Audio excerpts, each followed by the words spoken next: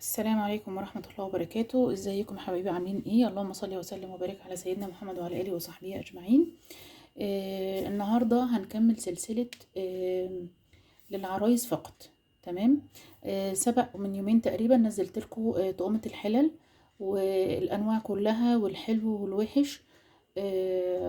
وانا بشكر اولا، بشكركم جدا جدا على التفاعل، واني انا وصلت لاكتر من 1000 مشترك الحمد لله. انا بشكركم جدا على المتابعة، واتمنى ان انتوا تكملوا معايا سلسلة للعرايس فقط، لان دي حاجة مهمة جدا.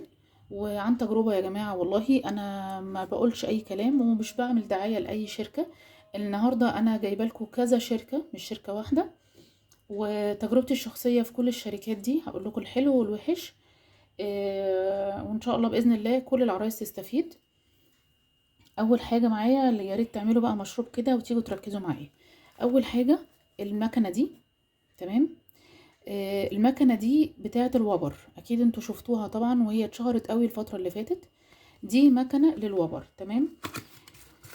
بصوا واحده واحده كده عشان نفصص كل حاجه. المكنه دي بتيجي شكلها كده. تمام.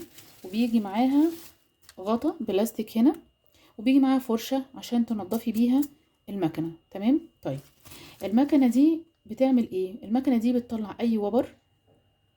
هدوم الشتاء طبعا بيبقى فيها وبر كتير، البلوفرات. والله والهدوم الصيفي برضو بيبقى فيها ساعات وبر كتير، بنبقى مش عارفين نعمل ايه، والهدوم بعد اول غسله بيبان ان هي قديمه من الوبر بس. انا كنت بعمل حاجه بصراحه كانت مضره، يعني ما كانتش كويسه بس مضطره ان انا اعملها. كنت بجيب مكنه حلاقه واقعد اسحب بالراحه خالص الوبر من الهدوم، بس طبعا دي حاجه يعني كانت ممكن تقطع الهدوم. انا كنت بعملها بحذر، ولكن برضو كانت ساعات بتنتش الهدوم. تمام. المكنه دي بقى انقذتني من الحته دي. المكنه دي فيها ايه؟ فيها زي جراب كده. خلاص الجراب ده بيدخل فيه كل الوبر اللي انتي بتطلعيه بالمكنه. انا هجرب دلوقتي معاكم حاجة عملي. تمام. بصوا حاجة زي كده، انتوا شايفين طبعا الوبر. بصوا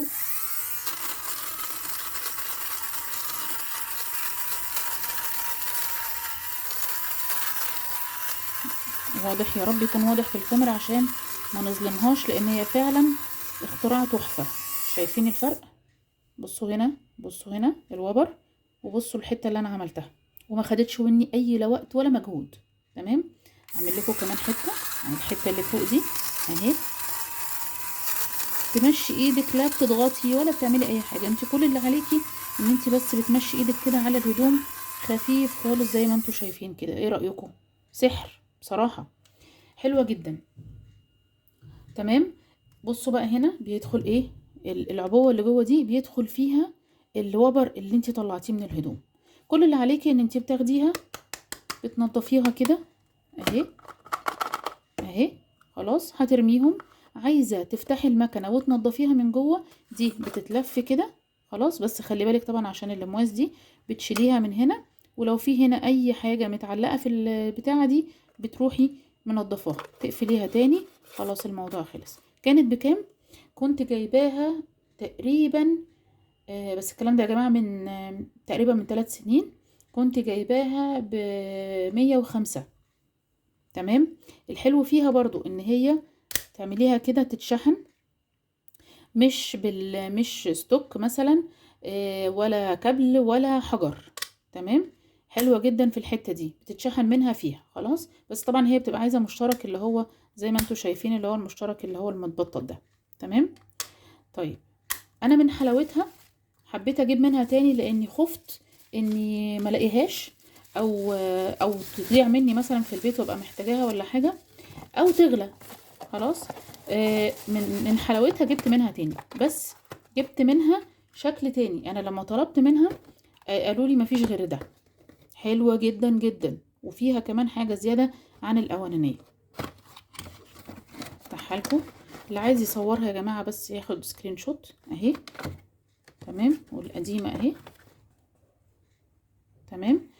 بصوا بقى هنا دي فيها ايه؟ دي اكبر شوية في المقاس. خلاص التانية اهي دي كبيرة شوية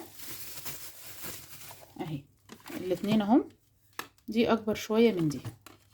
تمام. نفس اللي بتعمله برضو، هي نفس القصة، بس دي زيادة عليها في ايه برضو، هي دي البلاستيكة اللي المفروض بتبقى هنا، بس دي ضايعة منها البلاستيكة خلاص. وبرضو فيها نفس الجراب بتاعها اللي بتشيل فيه الوبر اهي برضو، دي موتورها كمان اقوى خلاص. دي بقى فيها زيادة ايه، الفوشيا دي فيها كابل، تمام، وفيها قطعة غيار تانية، يعني تحسبا ممكن تكون هتبرد في يوم من الايام دي، فجايبين لها قطعة غيار.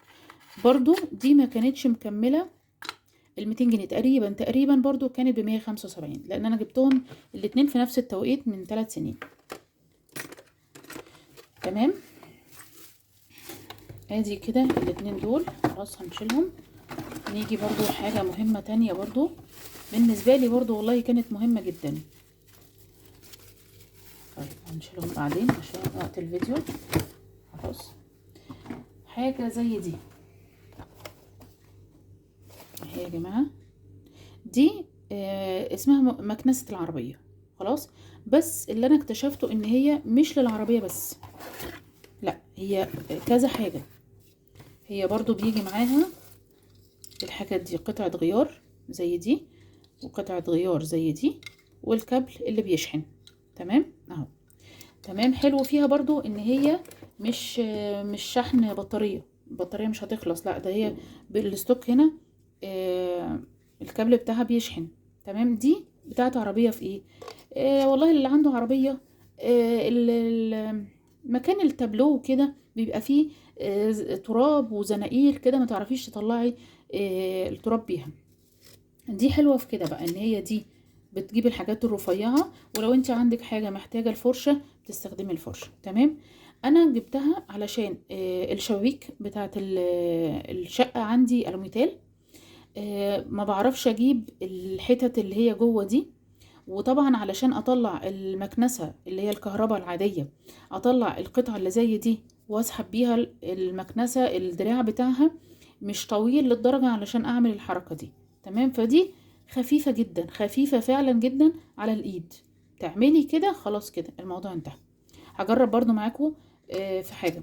امبارح مثلا اللي شاف امبارح الفيديو بتاع التجهيزات، عملت لسان العصفور والشعرية، حمرتهم على النار وانا بقلب اتنطر حبة شعرية على البوتاجاز عندي كان زي الفل، بس حبة الشعرية دول كانوا مضايقني لاخر الفيديو. تمام. ومش والعين سخنة ومش قادرة انضفه.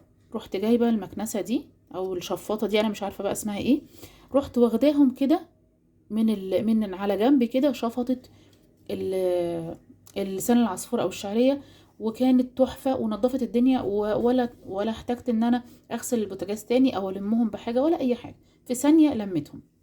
اولا موتورها قوي، وبرضو هنا بتلم برضو الجراب ده بتلم فيه الاتربة اللي بتدخلها من هنا.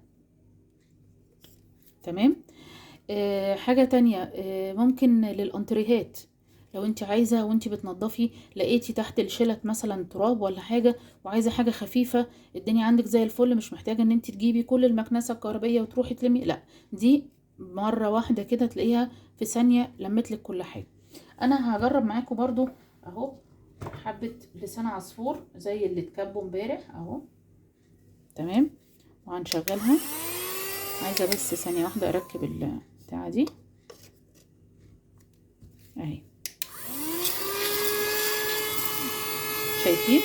شايفين دخلت فين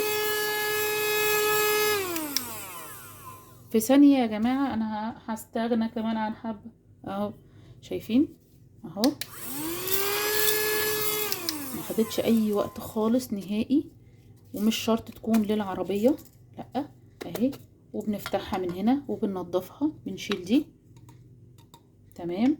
وبناخد اهو، ادي الاتربة اللي كانت فاضلة فيها، وادي لسان العصفور، وبنحطها تاني اهي. الموضوع سهل جدا وما فيهوش تعقيد في التركيب ولا اي حاجة، سهل خالص. بس كده اهي. تفضى تشحنيها، وبعد كده لو انت عايزه تستعملي الفرشه في تنظيف اي حاجه فيها شبك ولا حاجه عايزه تنضفي بيها، زي الفل يا جماعه. اختراع فعلا حلو قوي. دي كنت جايباها شهر 3 اللي فات ب180 جنيه، وسعرها هو اللي اغراني اصلا ان هي مش مكمله 200 جنيه. تمام. وهي حسيتها ان هي، انا قلت 180 جنيه ومكنسه عربيه دي اكيد هتبقى عبيطه جدا يعني، ومش هتستاهل تمنها، بس قلت اجرب. لقيتها فعلا حلوه جدا، واختراع حلو قوي قوي للشقق غير العربيات. تمام.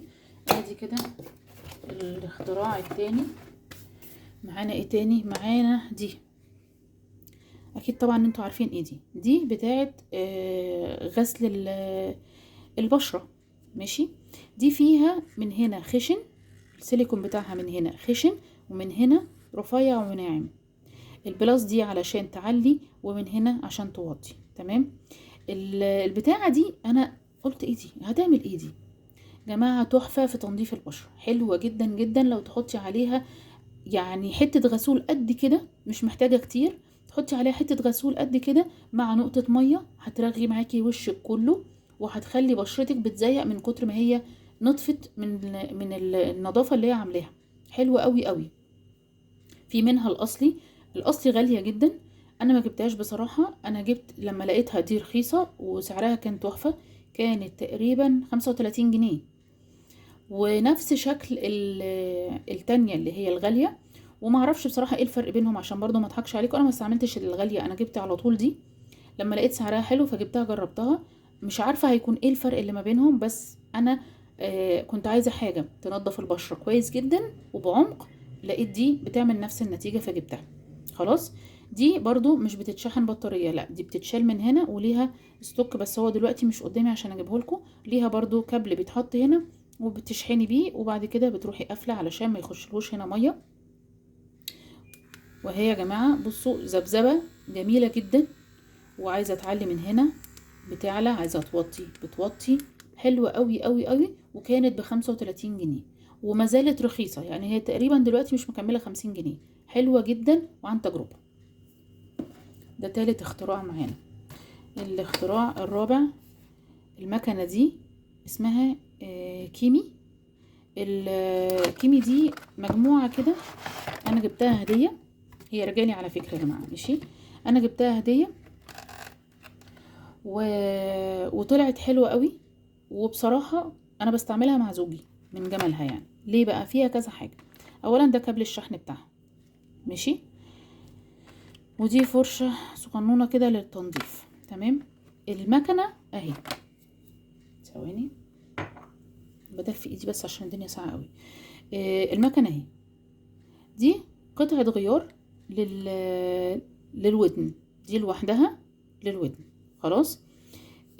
بتتفتح طبعا عشان يعني الرجالة بيبقى في ساعات شعر في ودنهم، فبتبقى حلوة جدا وسهلة خالص وخفيفة وما كانتش غالية. تمام. دي قطعة تانية، الشكل ده قطعة تانية، دي للأنف، شعر الأنف. خلاص. دي قطعة تالتة تحديد الدقن. حلوة قوي يا جماعة. التلاتة بصراحة احلى من بعض، وعجبته جدا جدا لان هي عملت كل حاجة هو كان عايزها. التلاتة كانوا بصراحة يعني بدل ما اجيب لكل واحدة فيهم جهاز، لا كانوا التلاتة مع بعض. تمام. والماركة حلوة جدا، انا جايباها من فترة. الحاجات دي استعملتها يعني المكن بتاع الوبر مثلا من 3 سنين، المكنسة بتاعت العربية دي من سنة، برضو دي كانت من سنة ونص. كل الحاجات دي مفيش اي حاجة فيهم بصراحة ما عجبتنيش، كانت فلوسهم يعني يستاهلوا الفلوس.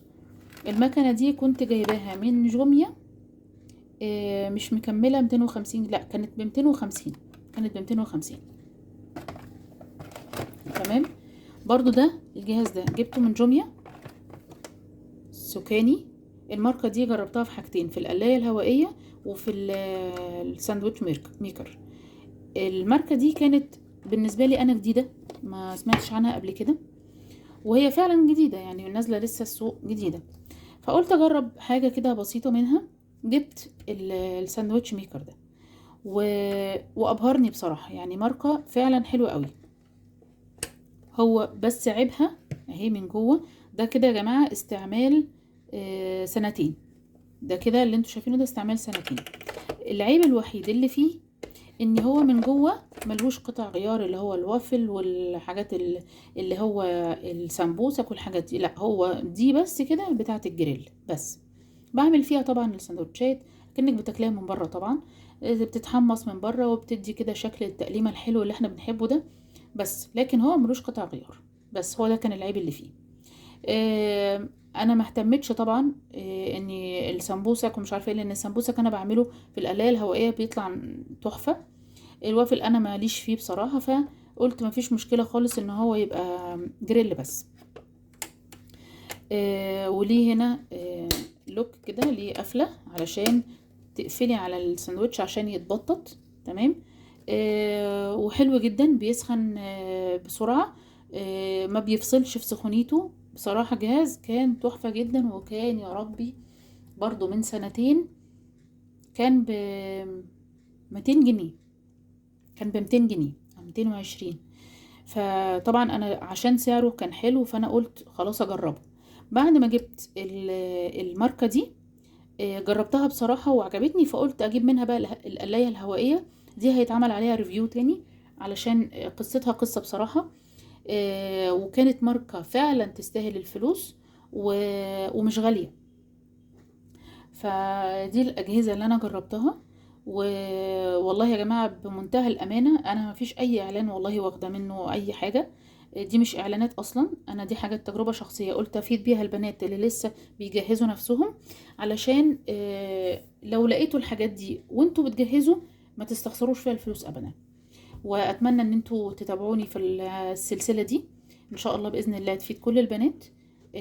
بعيد عليكم اسم السلسلة تاني للعرايس فقط، وهكتب برضو على الفيديو ده برضو للعرايس فقط. اتمنى ان انتوا تكونوا استفدتوا، البنات الصغننين اللي لسه بيجهزوا نفسهم ربنا يا رب يسعدكم ويكمل لكم على خير. اتمنى ان انتوا تكونوا استفدتوا من الفيديو ده وتكملوا معايا بقية السلسلة ان شاء الله باذن الله على خير، والسلام عليكم ورحمة الله وبركاته.